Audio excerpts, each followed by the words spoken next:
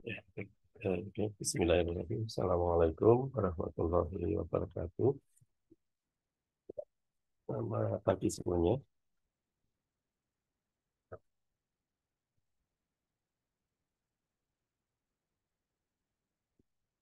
Masuk ke materi masih nyambung dengan mungkin gangguan stroke kemarin ya. Ada penggunaan obat-obat anti platelet gitu ya. Karena memang seringkali dikaitkan dengan ini ya, apa, gumpalan-gumpalan darah ya, jadi faktor-faktor koagulasi gitu. Jadi mungkin perlu Anda ketahui ya, obat-obat yang sering dipakai pada pasien-pasien yang mungkin untuk mencegah kejadian stroke berulang gitu. Ini, jadi, eh, jadi kita tahu ya bahwa di dalam darah itu ada beberapa komponen ya, ada sel darah merah, ada trombosit gitu ya. Jadi ini adalah eh, trombosit ya yang ya, kadang-kadang eh, ya memang ada gunanya ya, semua ada gunanya, tapi pada suatu kondisi kadang-kadang terjadi koagulasi yang kemudian menyebabkan faktor penggumpalan gitu, yang kadang menyumbat pada arteri-arteri kecil itu sehingga memberikan eh, ya hambatan pada suplai darah, ya, terutama yang menuju ke otak tadi. Eh, jadi sebenarnya pada kondisi luka, luka-luka itu akan secara alamiah akan mencoba untuk ditutup kembali ya, supaya tidak terjadi pendarahan berkelanjutan.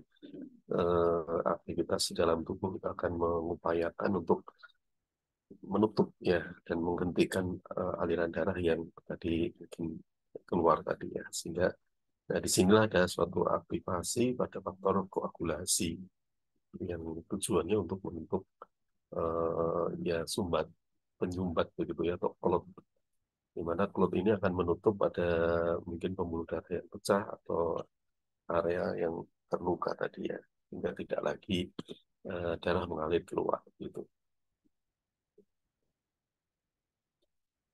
Nah, di sini ada beberapa faktor seperti nitril NO, dan prostacyclin ya. Saat ada eh, mungkin faktor koagulasi yang mungkin berlebihan ya. Jadi kadang ada suatu misalnya apa ya, tindakan pembedahan biasanya ya karena mungkin ada perobekan yang cukup besar, akhirnya juga memunculkan reaktivitas koagulasi yang juga mungkin tinggi ya. Nah, dampak dari kejadian itu adalah apa namanya ya, aktivitas penggumpalan yang mungkin tidak sekedar hanya menutup, tapi kemudian masih menyisakan gumpalan-gumpalan lain yang tersirkulasi. Nah, itulah yang kadang-kadang tidak kita inginkan, apa ya, mempengaruhi mungkin ya tidak hanya ke otak, mungkin juga ke tempat-tempat lain yang berisiko ya, jantung dan lain-lain. Kadang terjadi iskemia dan lainnya. Nah, ini klub itu atau bekuan darah ini ya, ada apa, istilah ada trombus ya. Kalau trombus itu klub yang terikat di pembuluh darah, sedangkan embolus itu adalah klub yang melewati, yang bersirkulasi ya. Jadi eh, ya ada yang nempel, tapi ada juga yang beredar gitu ya. Nah, trombosis itu adalah klub yang tidak diharapkan berada di dalam pembuluh darah, yang tadi ya memunculkan beberapa risiko. Mungkin kayak tadi ada iskemia di jantung, iskemia, iskemik apa otak tadi ya, stroke iskemi, trombosis vena, emboli paru, dan seterusnya. Jadi ada beberapa hal yang memang eh, tidak diharapkan gitu ya.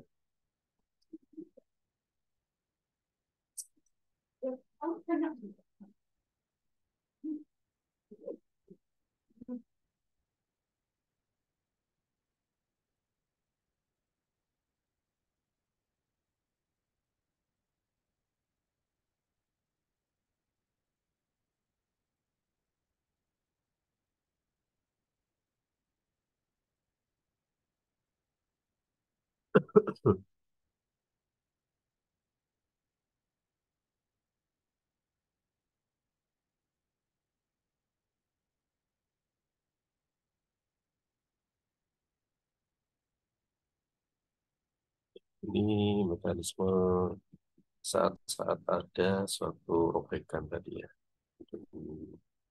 Ada luka atau injury atau mungkin ada apa ya, eh, ya inilah ya faktor-faktor kerusakan gitu ya terjadi pada pembuluh darah.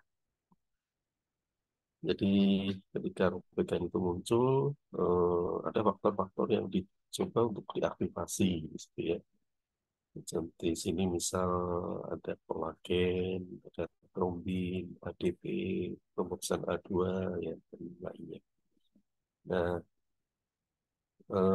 senyawa-senyawa ini nanti akan menempel pada reseptor-reseptor masing-masing untuk mencoba mengaktifkan perannya sendiri-sendiri ya. Jadi misal dengan kolagen nanti dia akan nutup jaringan, kemudian trombin nanti akan mengaktifkan tadi ya proses pembekuan darah, dan seterusnya. Jadi setelah ini ya ada suatu kejadian, maka muncul atau bereaksi lah tubuh dengan cara melepaskan beberapa mediator. Di sini sudah siap dengan tempat-tempat kerja atau reseptor-reseptor yang nanti menjadi tempat kerja dari senyawa-senyawa tadi yang sudah teraktivasi. Ya, jadi ada proses aktivasi. Oke. Nah, nempel lah ya senyawa-senyawa tadi. Bagian nempel di reseptornya, trombin nempel di reseptornya, ADP reseptornya, pembosan atau nah, sehingga eh, ketika terjadi aktivasi pada reseptor itu, eh, terjadilah ini yang terutama yang trombin ini ya, terjadilah suatu aktivasi untuk berjalannya proses pembekuan darah. Ini ada beberapa faktor ya, ada faktor von Willebrand, faktor 1B, faktor dan seterusnya. Anda mungkin masih ingat ada faktor 1, 2 sampai 13 ya. Itu, itu nanti akan di apa namanya ya, aktivasi lanjut satu persatu sampai terjadilah pembekuan darah tadi. Dengan reseptor yang sama ya, ditempati oleh senyawa-senyawa tadi. Jadilah aktivasi juga. Di semula yang belum aktif terjadi penempelan, ya penempelan, lalu nah, di sini pada dinding pembuluh darah mulailah beraksi gitu ya. Dengan tadi kolagen mulai bekerja, menyusun jaringan baru misalnya dan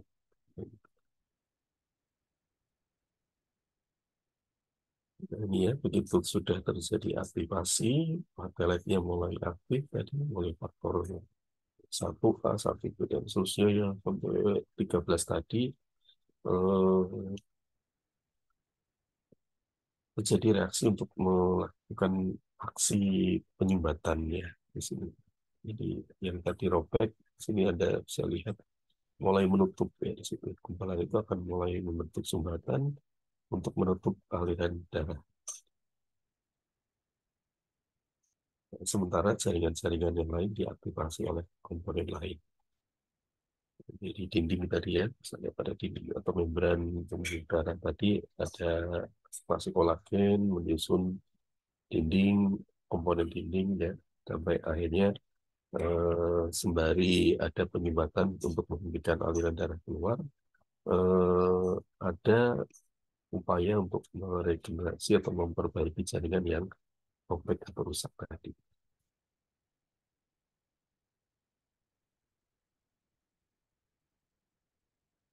Contohnya ya,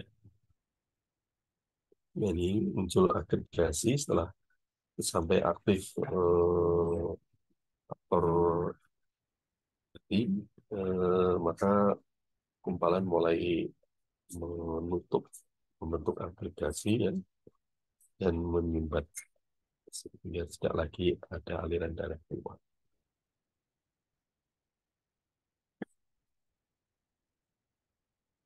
Itu,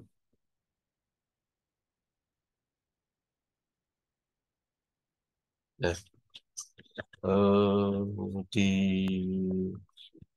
kondisi stroke ya, kemarin udah singgung-singgung ada stroke iskemik dan stroke hemorrhagic karena faktor pendarahan ya. Jadi mungkin ada kaitan dengan pendarahan tadi, tekanan terlalu tinggi, misalnya pembuluh darah terlalu tinggi lalu pecah ya. Nah, ketika mulai pecah, eh, maka tadi ada upaya dari tubuh ya untuk memperbaiki pembuluh darah yang pecah tadi ya.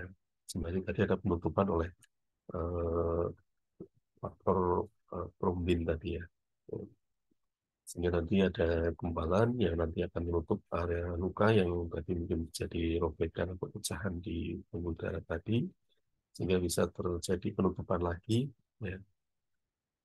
Sembari tadi dengan aktivasi untuk perbaikan kolagen dan seterusnya. Dengan misal tadi ya mungkin ada kadangnya mungkin, aktivitas tadi masih menyisakan adanya aktivitas lanjut untuk membentuk gumpalan, bisa saja ya, sehingga kadangkala tadi di pembuluh darah yang menuju kotak yang tadi pecah, muncul ini agregat yang gumpalan yang nanti bersirkulasi ya, sehingga nanti dia bisa saja ketika mungkin masih ada pembuluh darah yang cukup besar, dia masih bisa lewat jalan aja ya kan begitu, dia menyentuh di lokasi-lokasi arteriol yang kecil-kecil, gumpalan tadi tidak lagi bisa berjalan ya, sehingga dia bisa memberikan efek sumbatan.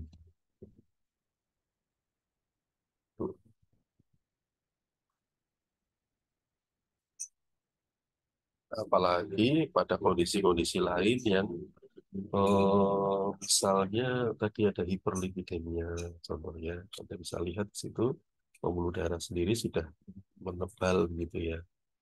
Jadi jalur saja sudah mulai susah untuk dilalui untuk dilalui oleh darah dengan penyempitan terjadi di mana-mana. Apalagi tadi ada eh, apa namanya trombus ya, gumpalan tadi.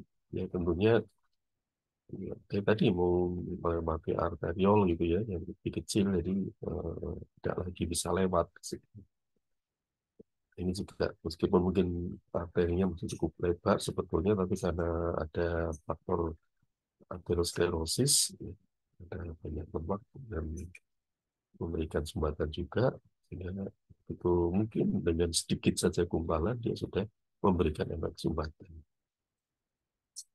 Apalagi gumpalan yang besar.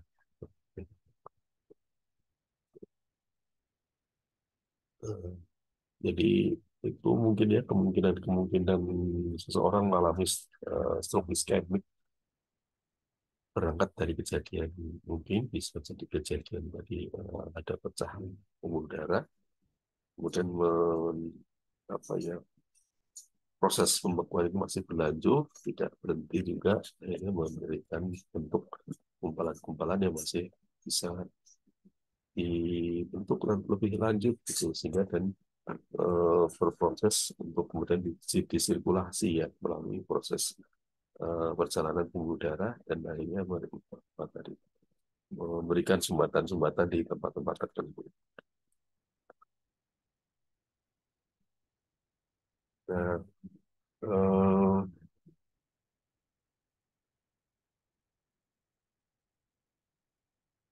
yang tadi ya untuk hemorrhagic ini sekarang sudah misalnya menutup, tapi tadi sisa-sisa aktivasi agregasi trombosit masih berjalan, bisa ya membentuk faktor penyebab lain dari faktor stroke iskemik.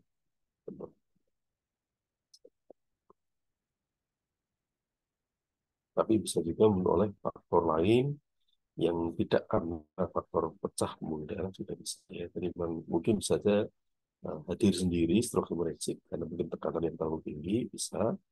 Lalu mungkin ada faktor aktivasi lain dari sistem koagulasi ya yang memang cukup tinggi meningkat begitu, dan akhirnya sumber agregat tadi mengalir dan menuju ke pembuluh darah ke otak yang akhirnya membentuk semak. Nah, itu lebih lebih parah kalau ada yang apa ya diawali oleh di aterosklerosis.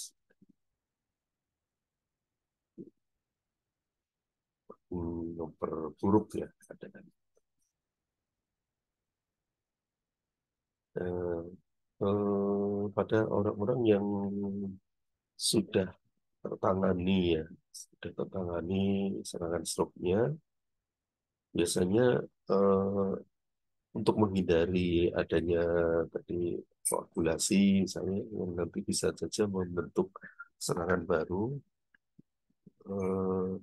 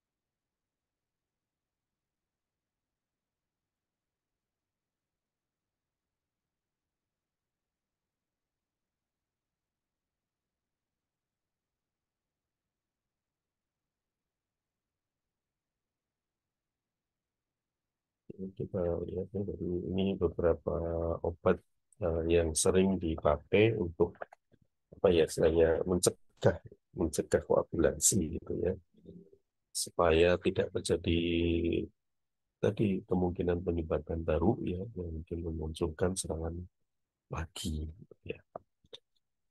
Ini ada dari penggambar ini ada termoksan A2 ini adalah salisilat asam salisilat ya.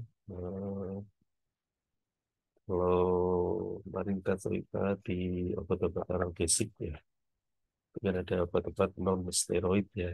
Ada salah satunya golongan salisilat. Aspirin ya, aspirin atau aspirat ya. Orang sering mengatakan aspirin dosis rendah, aspirat. Hmm, di situ obat-obat ini bekerja menghambat ini sebenarnya ya, siklooksigenase ya. Di siklooksigenase di mana hambatan tadi akan berdampak pada penghambatan tromboxan A2 tadi. Jadi ada atau TXA2 ya. faktor yang tadi digambarkan di sini. Nah, ini rumusan kedua. Jadi kalau ya ini kalau pas ada luka ya, kalau pas misalnya mungkin ada faktor lain yang memicu aktivasi tromboksan A2, akhirnya tadi kan gumpalan muncul ya, gumpalan muncul, mengalir dan menyumbat ya, membentuk faktor iskemik tadi, misal stroke iskemik. Nah, kita coba alami pembentukan tromboksan A2-nya dengan obat-obat dari kelompok ASA atau ASA atau asam salisilat tadi ya. Contohnya tadi aspirin atau aspirin. Jadi ini pengambatannya pada siklooksidase. Kalau ini bisa gagal dialami sehingga tidak ada aktivasi pada ini ya proses pembentukan trombosit tadi, sehingga tidak membentuk gumpalan. Oke, ya. Terus obat-obat penghambat ADP itu di sini kalau ADP aktif, jadi mesin fosfat aktif, dia akan menempel pada reseptor ADP dan tadi membentuk aktivasi di faktor-faktor ini, von Willebrand, terus O2B, 3A itu ya, sampai lanjut nanti kalau ini jalan ya aktivasi pembekuan berjalan terus sampai terjadi tadi trombus tadi. Jadi untuk bisa menghalangi aktivasi ini kita berikan ini ada salah satu contoh clopidogrel. Dia menghambat reseptor di ADP.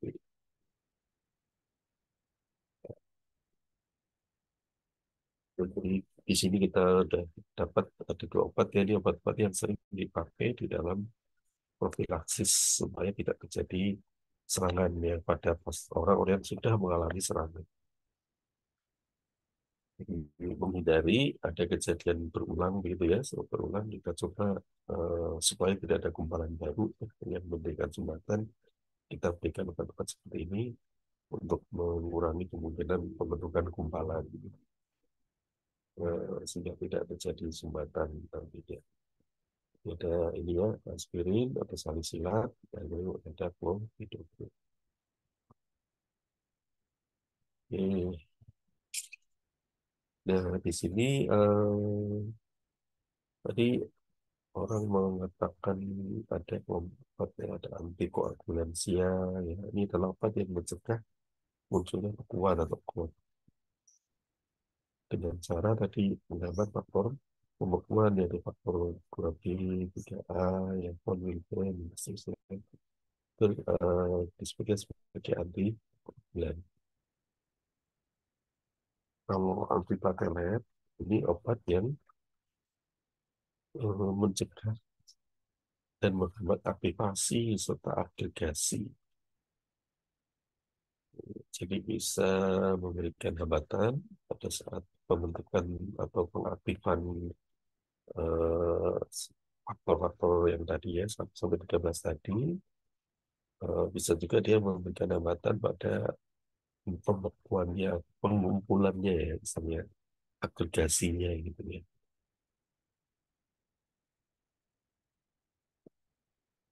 Jadi supaya tidak terjadi agregasi.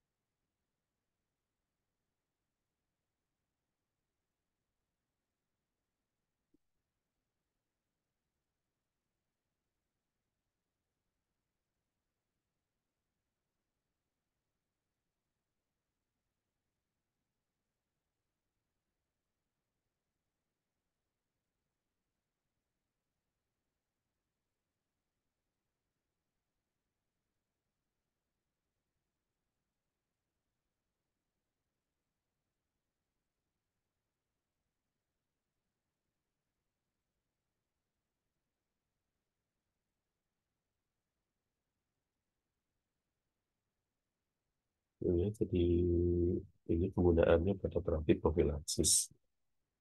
Saya antikoagulan juga bisa ya di profilaksis untuk mencegah pengobatan trombosis. Kalau yang antiplatelet lebih pada profilaksis di pasien-pasien yang berisiko tinggi tadi. Kemudian ada lagi yang dikenal trombolitik fibrinolytik. Jadi yang sudah terjadi gumpalan itu dicoba dilisis gitu ya, dihancurkan gumpalannya, atau tromboemboli atau eh, itu dicoba dilakukan pembuangan atau penghancuran.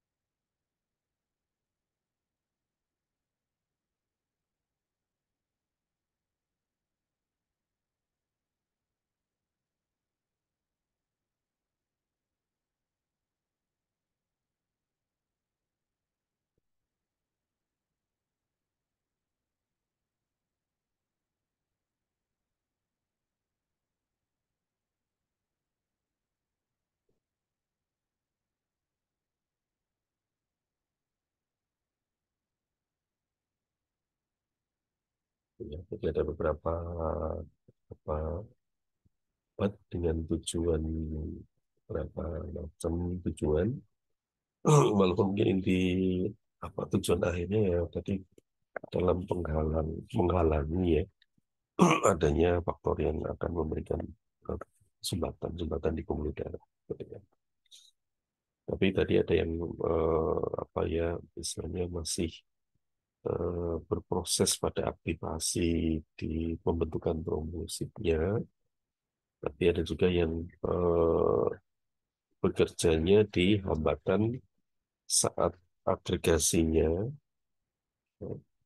atau juga ya hambatan yang sudah pada posisi sudah terbentuk trombus gumpalan, sudah ada gumpalan, dia coba hancurkan. Ya. Jadi ada beberapa ini ya, mungkin bisa dipahami.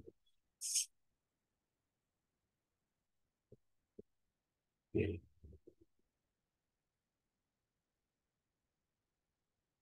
Ini, eh, nah ini dari kelompok antiplatelet sendiri ada tadi ya pengambat siklooksidinase yang salisilat tadi aspirin atau aspilet. Ya. Kemudian ada tadi pengambat ADP ya, clopidogrel, diklopidin. Kemudian ada lagi pengambat fosfodiesterase. Ini ada di piridamol. Kemudian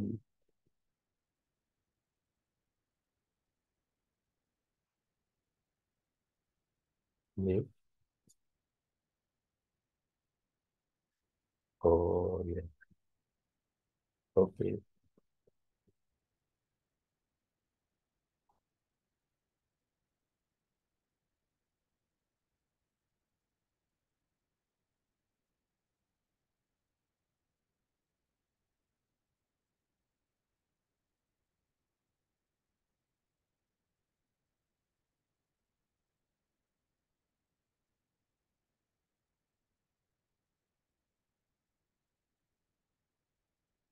Hmm,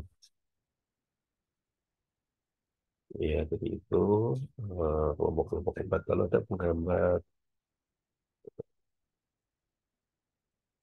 penghambat di tadi faktor 2B3A ya, namanya berapa ada absisima, activity tirofiban gitu ya. Ini tadi penjelasan yang tadi mungkin sudah kita lihat apa skema apa tempat kerjanya ya ada dari hambatan siklo oksigenase 1 ya. Kemarin kita cerita bahwa pada penghambatan nyeri ya kalau sebenarnya yang pertama pada nyeri kan siklo oksigenase 2 ya bukan 1 tapi nah hambatan di siklo oksigenase 1 ini yang justru lebih berperan pada ini tadi ya, koagulasi tadi ya. Jadi obat-obat aspirin atau aster salisilat atau kelompok salisilat ini yang dipakai di sini.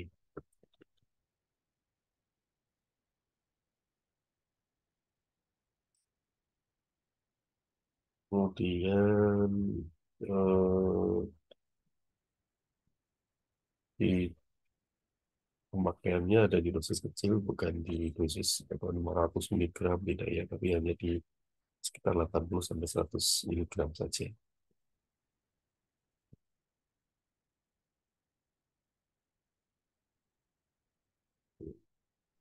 Contoh obatnya, Aspilat. Jadi penggunaan atau indikasinya itu untuk filaksis ya, supaya tidak terjadi gumpalan ya, tidak akan menghambat dari faktor aktivasi di faktor 2B 3A yang dari awal gitu ya, masih ini sekali faktor-faktor itu bisa diganggu oleh kelompok salisilat atau aspirin. Jadi lebih pada halangan pada pengaktifan faktor-faktor pembekuannya. Terus ini bisa juga tidak hanya di stroke gitu ya, bisa pada infark miokardium. Halo, iya halo, iya, halo.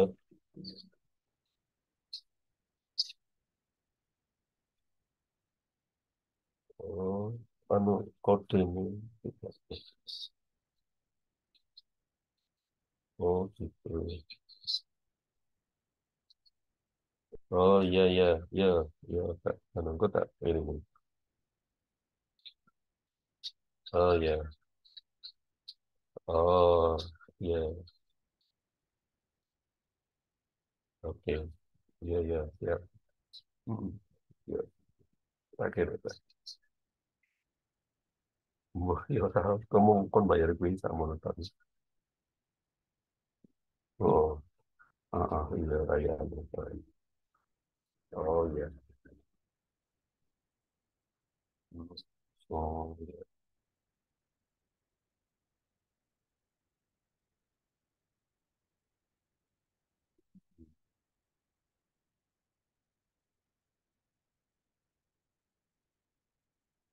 Aduh, iya.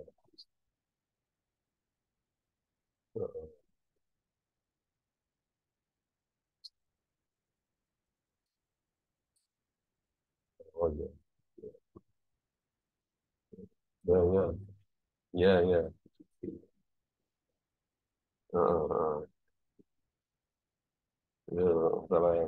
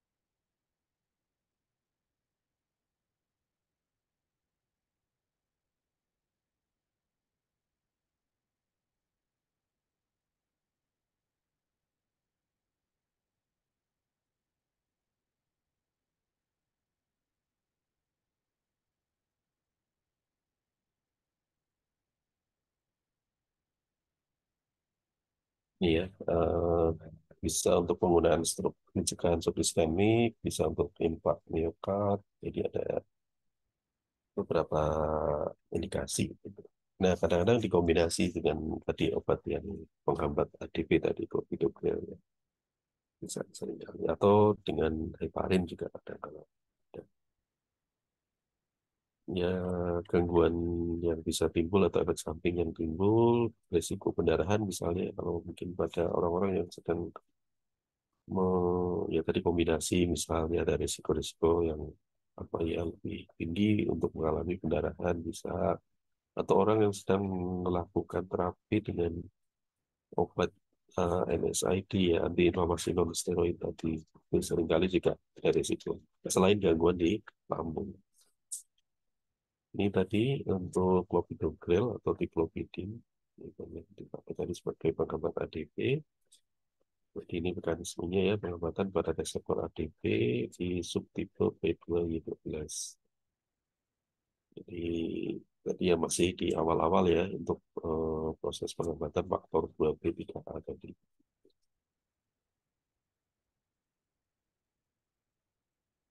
Kemudian oral, onsetnya lambat. Tadi 3 sampai 5 hari. Jadi ini ya, nggak lama baru berproses. Ini karena bentuknya adalah bentuk bukan obat tapi prodrug, pro obat. Ya, jadi sebelum jadi dia diberikan tidak sebagai obat yang langsung kerja, tapi dia harus di metabolisme lebih dahulu di hati. Baru dia terbentuk obat aktif ya. Terus indikasi atau penggunaannya untuk pencegahan dari komplikasi tadi bisa iskemik, bisa infark miokard, ya, stroke iskemik atau angina tidak stabil. Ini ada efek samping, ada neutropenia berat, lalu pendarahan, eh, gangguan di saluran cerna ya, misalnya dispepsia, gangguan lambung gitu ya. Nah, itu kadang-kadang ada yang alergi juga ada. Ini pada beberapa obat yang bisa menghambat enzim sitokrom di hati ya. Jadi inhibitor enzim namanya, seringkali terjadi peningkatan kadar obat yang dipengaruhi, misal orang pakai karbamazepin, phenytoin, misalnya itu ada melonjak kadar obatnya.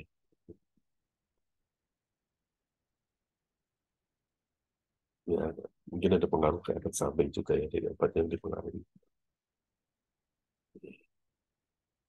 Untuk clopidogrel, dia lebih kuat dari diklopidin, durasi kerjanya lebih lama, jadi hanya cukup diberikan 1 kali sehari, dengan efek samping yang lebih rendah daripada diklopidin. Jadi lebih, apa ya, orang lebih suka memilih clopidogrel dibanding diklopidin. Nah, itu aktivitasnya lebih tinggi, durasi kerjanya lebih panjang, efek sampingnya lebih rendah, ya, terus dia tidak dipengaruhi oleh makanan. Jadi ada makanan, ada atau tidak, aktivitasnya penyampaian obat ke dalam darah lebih baik. Sehingga tadi lebih banyak menggantikan diklopidin. Ini tadi pemakaian pada infak miokard atau stroke iskemik ya, pencegahan atau sindrom koroner akut. Nah, dari beberapa obat yang baru, ada penghambat ADP selain tadi diklopidin, clopidogrel ya, ada prasugrel, ticagrelor, itu tadi agak beda dari sisi aktivitas awal kerja ya, onset onset awal kerjanya dia cepat karena tidak berupa produk. Jadi sama sih ya, karena cara kerjanya sama, hanya dia bukan produk yang tadi tidak memerlukan aksi yang harus nunggu dulu berapa lama baru dia aktif gitu ya. Karena bentuknya adalah drug atau obat. Sama ya, indikasinya kurang lebih sama. Juga efek sampingnya juga kurang lebih sama. Terus ada menghambat di faktor glycoprotein 2B 3A, ada aksesimab, piroviban, itu ada berapa gitu ya.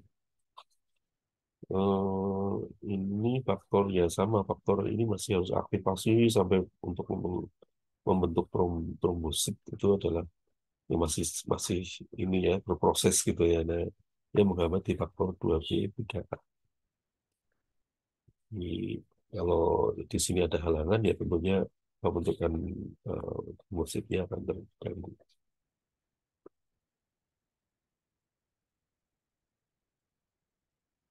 Nah, ini cara kerja lah sama ya.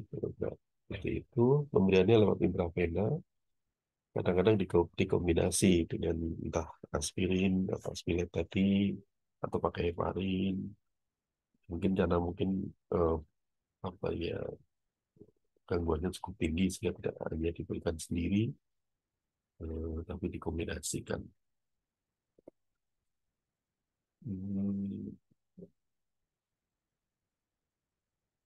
untuk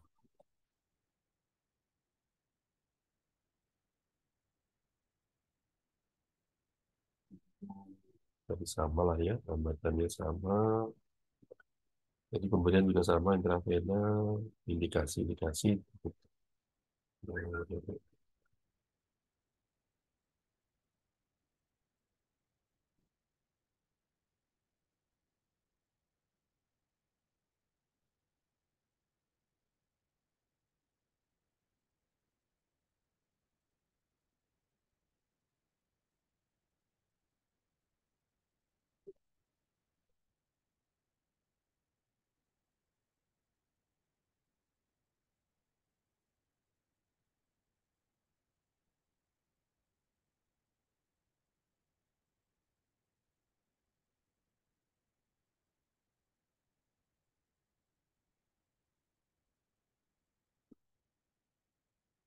Terus ada lagi dipiridamol ya, ini adalah penghambat fosfodiesterase.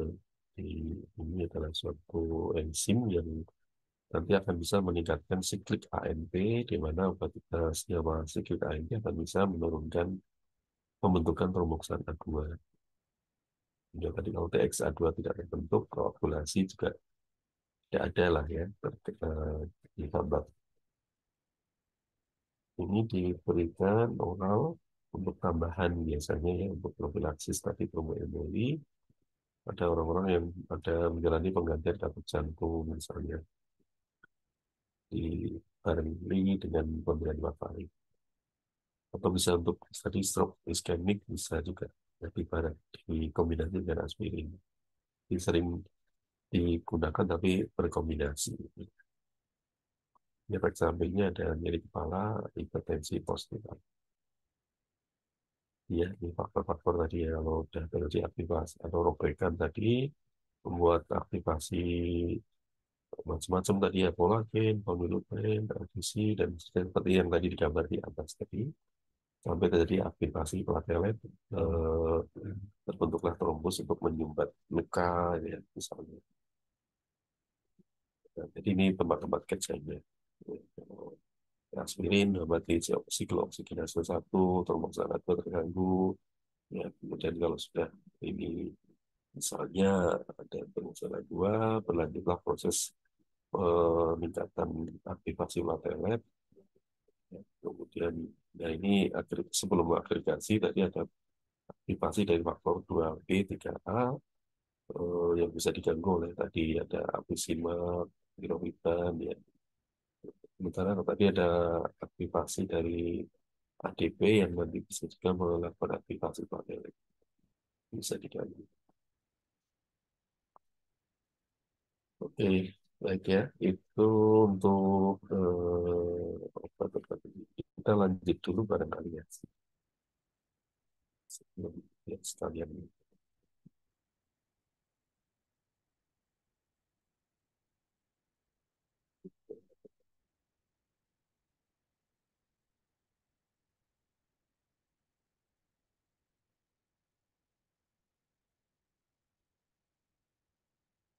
Tadi nyambung dengan trombolitik tadi ya.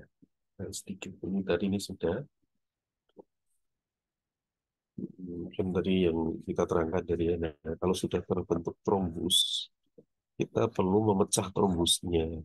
Jadi disebut trombolitik atau fibrinolitik. Ya, ini tadi sudah kita jelaskan ya. Nah, dari beberapa senyawa ini ada salah satunya ada heparin ya. Jadi senyawa yang digunakan dalam faktor eh, aktivasi trombin itu sehingga tidak mengalami pekuan ya.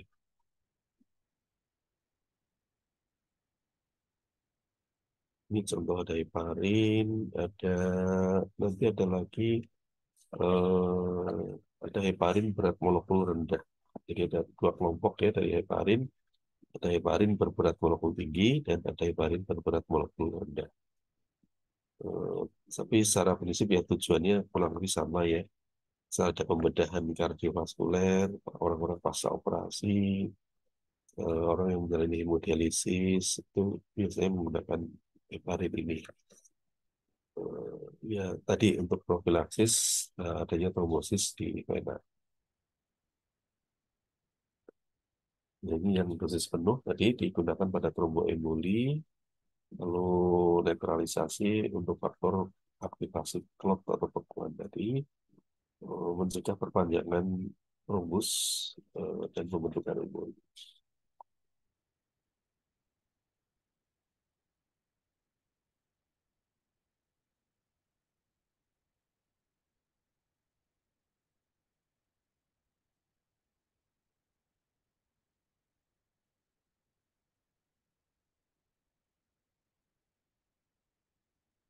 Ini ya tadi ya sering dikombinasi, cuma kadang kalau ada kombinasi tadi ada risiko pendarahan saat ini ya. Nah, itu kalau ada terjadi pendarahan kita akan berikan protamin sulfat untuk menutup reaksi pendarahan. Nah ini tadi ada heparin dengan berat molekul rendah atau disebut low molecular weight heparin LMWH. Sama ya, sama lah itu tromboemboli di vena, bisa dicegah. Dia bisa berikatan dengan antitrombin 3 yang nantinya menghambat pembentukan faktor 10A dan pembentukan trombin. Jadi contoh-contohnya yang berpolver rendah ada enoxaparin, dalteparin, ya. Ini ya tadi ya faktor yang tadi dikatakan dari faktor 1 sampai faktor 13 tadi. Ini eh, proses berlanjut oleh aktivasi satu demi satu sampai terjadi aktivasi pada pembentukan klot.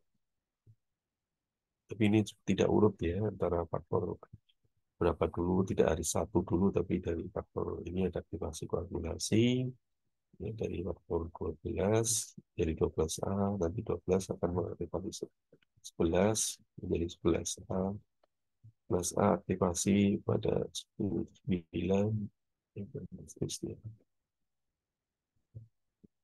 Jadi tidak berurut sampai sampai. Ya, tadi yang low molecular weight heparin pada hambatannya pada faktor 10. Ah, faktor 10. Ini ya, 10, ya 10.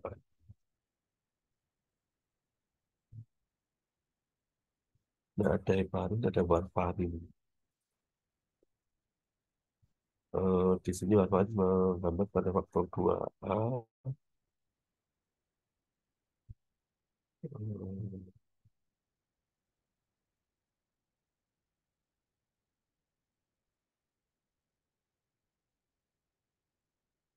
ya, itu kira-kira urut-urutannya. Eh, Tadi penggunaan ya beda dengan yang tadi heparin harus di rumah sakit, memerlukan alat-alat bantu dan sebagainya. Kalau di berat yang heparin berat molekul rendah, dia bisa diberikan di rumah, pemberian lewat subkutan, suntikannya lebih enak ya, dibanding ke vena gitu ya. Nah, rata-rata reaksi sekitar 7 sampai 14 hari, dia lebih rendah kemungkinan efek samping dibanding yang berat molekul penuh tadi. Jadi jarang terjadi pendarahan. Kemudian ya tadi ada kombinasi ya diwaspadai karena ada risiko mungkin pendarahan. Nah, selain heparin, heparin berkeluar rendah ada warfarin. Warfarin ini atau kumarin atau kumadin ya, adalah kelompok senyawa yang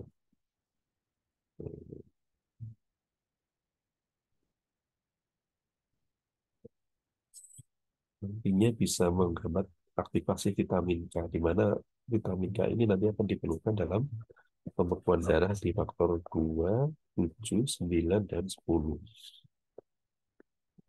Jadi dengan dibloknya aktivitas vitamin K ini akan diblok juga ya beberapa faktor di pembekuan darah. sehingga bisa mencegah terbentuknya bekuan atau protein. Terus di indikasinya atau penggunaannya ini untuk profilaksis pada pencegahan trombosis emboli paru atau mungkin fokus ini.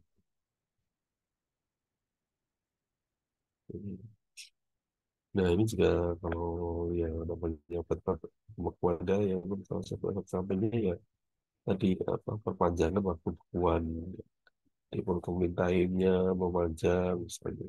Tapi itu hal yang lazim ya.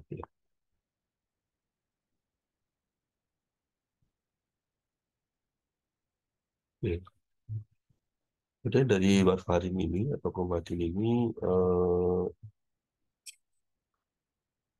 jadi punya absorpsi yang baik di saluran cerna, tapi makanan masih mengganggu absorpsinya.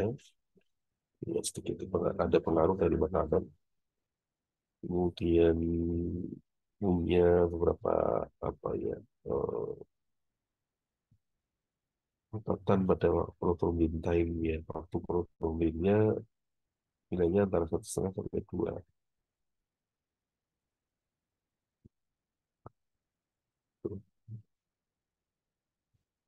Sekarang tidak orang tidak lagi memanfaatkan parameter prothrombin time, tapi pakai IML. Eh, untuk apa, apa ya farmakokinetikanya obat ini ada waktu paruh obat yang panjang, durasi kerja yang panjang, tapi ada sebalik itu ada risiko akumulasi dan kemungkinan menjadi pendarahan sangat mungkin ya karena ada paruhnya panjang, kerjanya panjang. Perlu berusaha untuk jangan sampai ada kejadian pendarahan internal.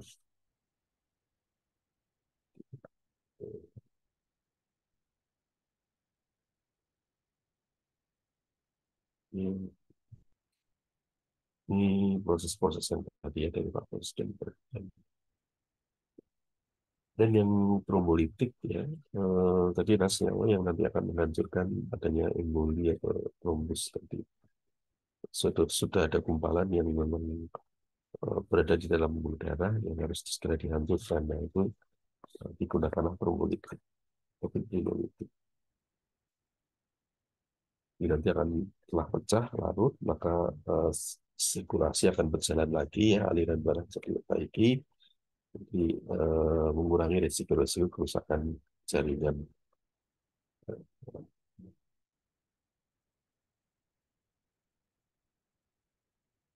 Ini indikasinya pada impak miokardium, lalu tadi pada mungkin stroke juga bisa ya, stroke iskemik juga bisa. Nah, contoh obatnya ini ada beberapa, ada streptokinase, urokinase, TPA, tisu plasminogen aktivator, lainnya tisu, lainnya plasminogen A-nya aktivator, di TPA ini ya. Terus APSA, antisolated plasminogen streptokinase, jadi intinya ke streptokinasenya. Dengan streptokinase dan urokinase.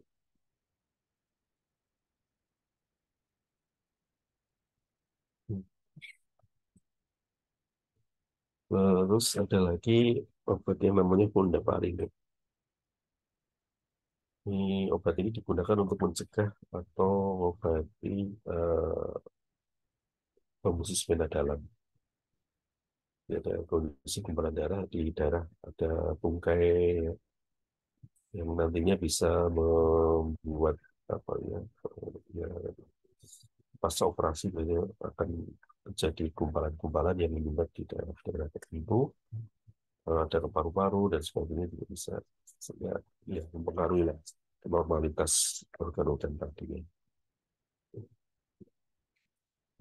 Jadi ini fungsinya menghambat di faktor 10A. Ini ada nama dagang Arixtra sama DVP. Dari pun apa itu nama nama generiknya. Ini pemakaiannya. Untuk deep vein thrombosis 2,5 miligram sekali sehari tiap 6 sampai 8 jam pasca operasi. Untuk trombosis vena luar itu 2,5 miligram sekali sehari selama 30 sampai 45 hari. Jadi lama ya. Kondisi-kondisi yang kondisi berat dan dari di bawah 50 cukup 5 miligram sekali. Jadi beda antara tadi yang ukuran berat badan normal dengan yang orang dengan berat badan kurang dari 50. Nanti ada yang antara 50 dan 100 berapa miligram ya. Yang lebih dari 100 miligram.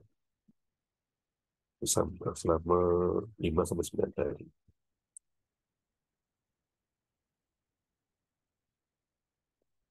Oke, itu mekanismenya tadi di faktor 10A, di situ ya. Jadi kalau 10A bisa diganggu, tadi ada faktor aktivasi trombin bisa dihalangi sehingga tidak terjadi fibrin. Samping ini ada kata ruam kulit, bengkak, memar, pendarahan ya sering. Ya, baik. Ya, oke. Mungkin ada yang ingin ditanyakan untuk materi antiplatelet, antikoagulan, trombolitik. Enggak.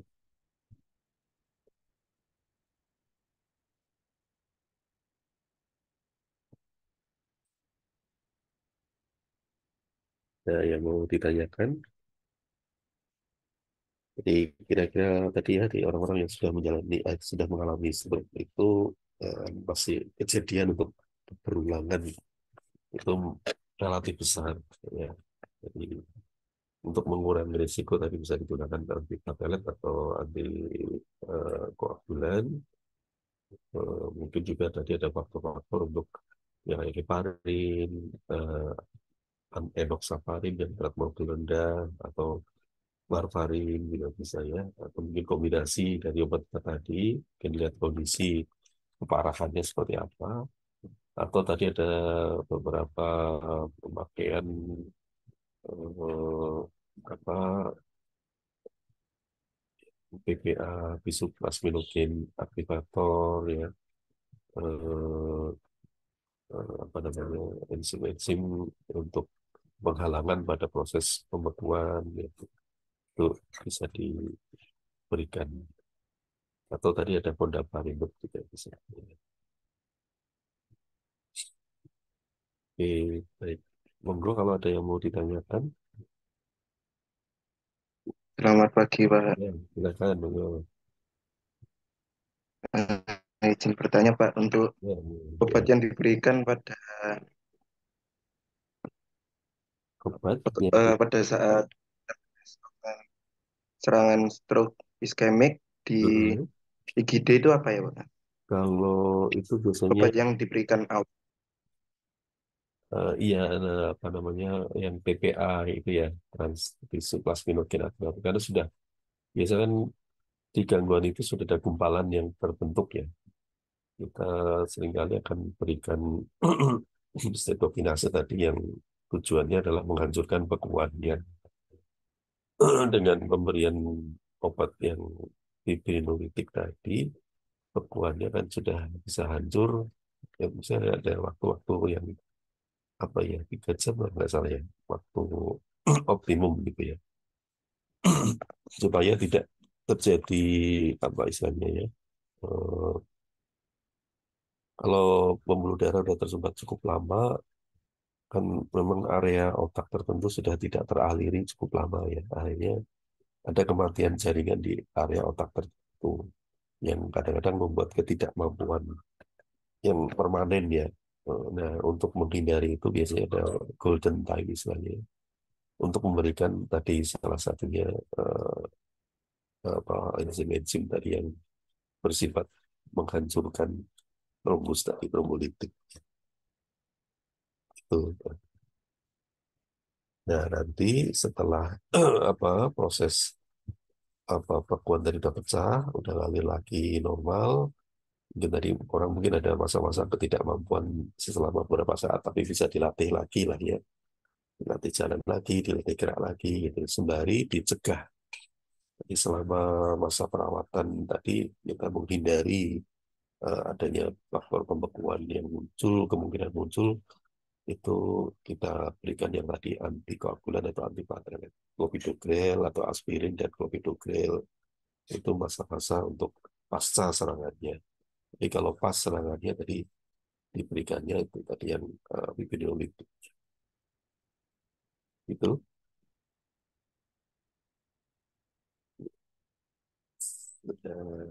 bisa dipahami. Baik, Pak. Ya, Terima kasih. ya sama-sama. Monggo ada lagi yang lain.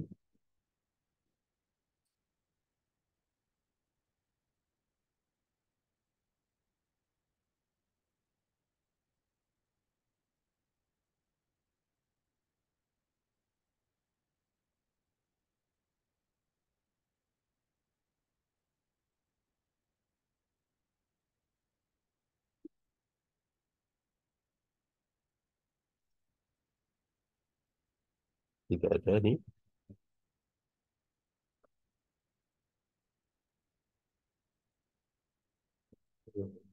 Ini kalau ya mungkin kalau di apa ya kalau fisioterapi apa Anda yang mungkin pernah melakukan treatment untuk pasien-pasien pasca stroke ya. Jadi nanti kalau apa ya sembari melakukan perawatan ingatkan ya untuk jangan lupa menggunakan tadi profilaksis tadi supaya tidak terjadi risiko mungkin ada sumbatan muncul kembali, tetap digunakan obat tadi, tapi waspada juga ya kalau ya kadang-kadang ada terapi yang dikombinasikan, misal ketemu loh, ada aspilet, ada clopidogrel, atau ticlopidin ya misalnya, atau diberi damol, kombinasi-kombinasi tadi memang pasti ada sisi-sisi, ya kadang-kadang kombinasi ya, ada apa ya hambatan-hambatan di beberapa eh, apa tempat kerja dalam tubuh yang kadang-kadang jadi terlalu kuat hambatannya yang sering berdampak pada risiko pendarahan. Jadi ya, ya hati-hati untuk mungkin misal ini ada orang tua, ya kadang-kadang orang stroke kan sudah pada tua-tua ya, misalnya usia, sudah cukup berusia. Kadang ada gangguan sendi menggunakan analgesik, nah itu harap hati-hati karena diperkuat ya, kadang-kadang akan diperkuat efek risiko hambatan di trombosan A2-nya. Jadi mereka adalah obat-obat penghambat siklus oksigenasi juga yang potensinya eh, menguatkan pada penggunaan aspilet. Jadi ya risiko pendarahannya biasanya lebih tinggi lagi gitu.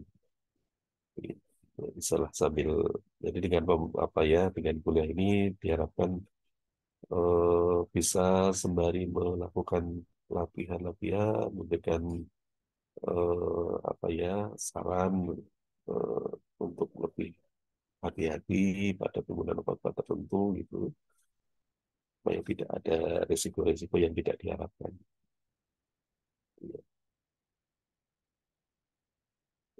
Hmm, ada yang lain, monggo. Sudah cukup.